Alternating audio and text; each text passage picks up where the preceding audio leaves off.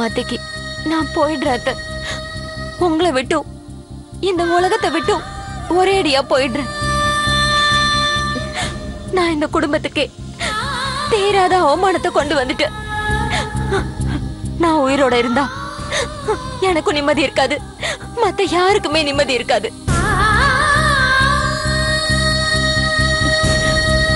நான் போறேன், என்ன மன்னிச்சிருங்க அத்தை.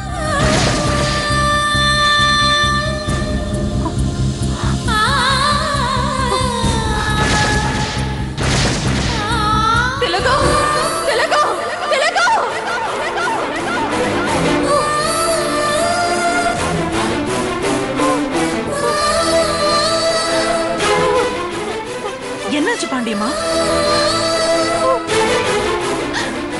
போயிட்டா திலகா, போயிட்டா.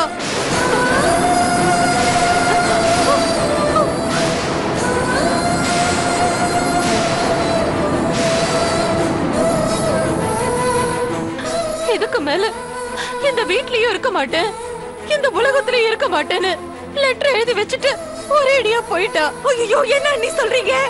நாமெல்லாம் தெரிஞ்சு திலகாவை தவற விட்டுட்டோம். அவ எழுதி வச்சுட்டு போயிட்டா. ஐயோ, நான் என்ன பாவத்தை செஞ்சனோ? எதுக்கு தெய்வம் என் குடும்பத்தை இப்படி சுத்தி சுத்தி அடிக்குது? வேணும், எனக்கு என் பொண்ணு வேணும். அவ கெட்டு போனவளா இருந்தாலும் எனக்கு என் பொண்ணு வேணும். இதுக்கெல்லாம் காரணம் நீதான். என் பொண்ணு செத்து போனா அதுக்கு காரணம் நீதான். நல்லா இருக்கே நியாயம்.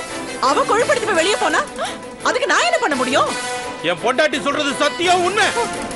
உன் கேவலமான பேச்சை கேட்க முடியாமதான் என் பொண்ணு சாவு நோக்கி ஓடி போயிருக்கா. அவ எழுதி வச்ச மாதிரி செத்துட்டா நான் உன்னை சும்மா விட மாட்டேன். என்னடா பண்ணுவேன் சொல்றா? என்னடா பண்ணுவேன்? என்ன வேணா பண்ணுவேன். ஏன் கொலை கூட பண்ணுவேன், கொலை பண்ணுவேன். என் மனைவியை கொல்ற வரைக்கும் என் கையை நான் பூ பறிச்சிட்டு இருக்குமா இல்ல புளியங்கா பறிச்சிட்டு இருக்குமா? டேய் ராஜதுரை, நீ நினைப்படா, நான் செஞ்சிடுவேன். செத்துருவடா நீ. என்ன பெரியதா அது? உங்க தங்கச்சி புருஷகிட்ட இந்த மாதிரி தான் பேசுறதா? மன்னிச்சிரு பாண்டியம்மா, வேற வழி இல்ல, பேசிதான். இவன் எனக்கு தங்கச்சி இல்ல, இவன் எனக்கு தங்கச்சி புருஷன் இல்ல. இத பார் செண்பக பாண்டி, மரியாதை கொடுத்து பேசு. அவன் இவன் வார்த்தை வந்தா அதே வார்த்தை உனக்கும் வரும். டேய், என் பேரை சொல்ற அளவுக்கு உனக்கு தைரியம் வந்துருச்சா? ஆமா, அப்படிதான் சொல்லுவோம். நீங்க மட்டும் எங்க அப்பாவா அவன் இவன் சொல்லலாம், ஆனா இவரு உங்க பேரை சொல்லக்கூடாதா? மரியாதை கொடுத்தாதான் மரியாதை கிடைக்கும். நான் பார்த்து பிறந்தவன்டா நீ.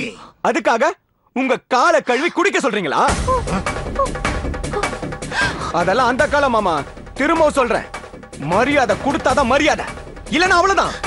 வேல்முருகா, நீ இந்த மாதிரி பேசுற? நானா பேசல அத்தை. இவங்க குடும்பம் திலகாக்கு செஞ்ச துரோகம் அந்த மாதிரி என்ன பேச வைக்குது.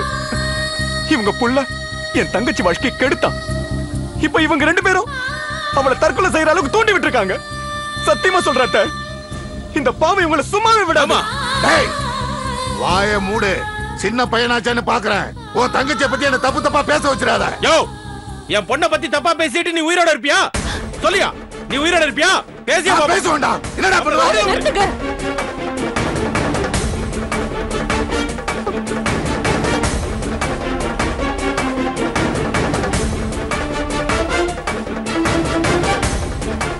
போதும், நெருங்கின சொந்தமா இருந்துகிட்டு ஒருத்தர் மேல ஒருத்தர் நெருப்பு வாரி கொட்டிக்கிறது போதும்.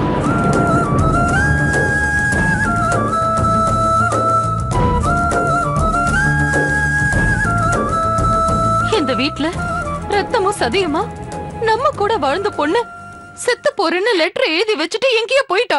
போங்க, போய் முதல்ல அவளை காப்பாத்துற வழிய பாருங்க. இந்த வீட்டை விட்டு வெளியில போயிருக்கிறது நம்ம வீட்டோட கௌரவம், மானம், மரியாதை எல்லாமே. அதனால விஷயம் வெளியில தெரியாம காதும் காது வச்ச மாதிரி திலகாவை போய் தேடுங்க. போங்க. படா.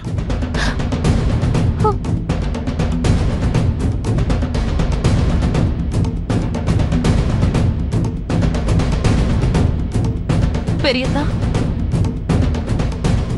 உங்ககிட்ட இருந்த பொறுமை செத்து போச்சா? சோத்துக்கு அடிச்சுக்கிறவங்க கூட சொந்தத்துல அடிச்சுக்க மாட்டாங்க பெரியதா. நமக்குள்ள எதுக்கு இவ்வளவு நச்சு வார்த்தைங்க? நல்ல வம்சத்தை வஞ்சனை கெடுத்ததை விட வார்த்தை தான் அதிகமா கெடுத்திருக்குன்னு நான் சொல்லியா உங்களுக்கு புரியணும்?